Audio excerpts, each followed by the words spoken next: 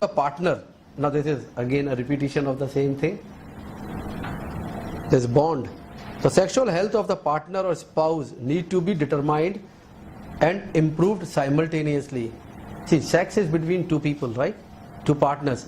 So one is you are giving lot of libido, but other is unhealthy for sexual activity, or she is having libido disorder, otherwise healthy.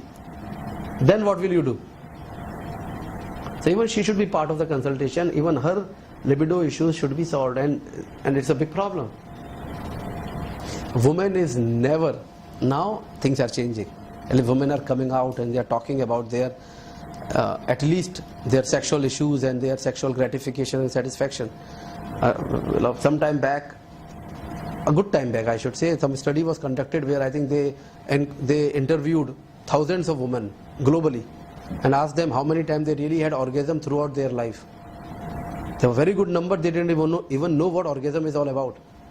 And someone answered 1 time, 2 times. This is how the sex was only for the sexual gratification of the men. Do testosterone play a role in their libido? Testo definitely, but through the estrogen pathway, even there also. So both testo, libido in both men and women. And one of the drug which is approved now for the libidinal disorder in women is DHEA. Because of that testosterone conversion, right?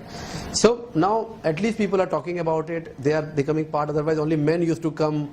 I'm having ED. I'm having this problem. But woman, whether she wants, she doesn't want, it was never there. Now it is happening. So that's a good thing.